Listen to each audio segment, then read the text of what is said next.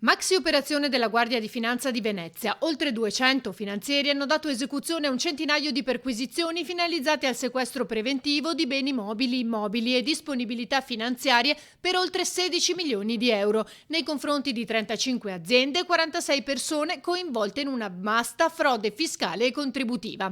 Tutto è partito da una segnalazione dell'INPS. Ha trovato delle irregolarità nei confronti di una società del San Donatese operante nel settore dei montaggi, degli allestimenti per fiere, negozi e arredo d'ufficio. Le indagini hanno permesso di scoprire l'esistenza di un'articolata associazione per delinquere, attiva soprattutto in Veneto e in provincia di Lecce, finalizzata alla perpetrazione di gravi e ripetuti reati fiscali e societari che hanno portato anche al fallimento di un'azienda. Un fenomeno particolarmente penetrante e illecito nel quale questa società, avvalendosi di altre società cartiere che prestavano la manodopera per effettuare questi lavori, evadeva di fatto sostanzialmente l'IVA e i contributi previdenziali relativi a questi lavoratori.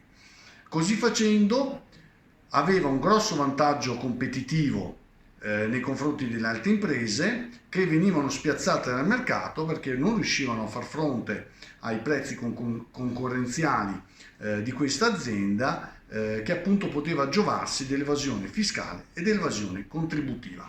Perquisizioni nelle province di Venezia con 15 indagati, Treviso con 8 indagati di cui 4 professionisti, Padova e Vicenza con un indagato, Milano, Bergamo, Brescia, Trento, Udine, Roma, Latina, Lecce e Trapani.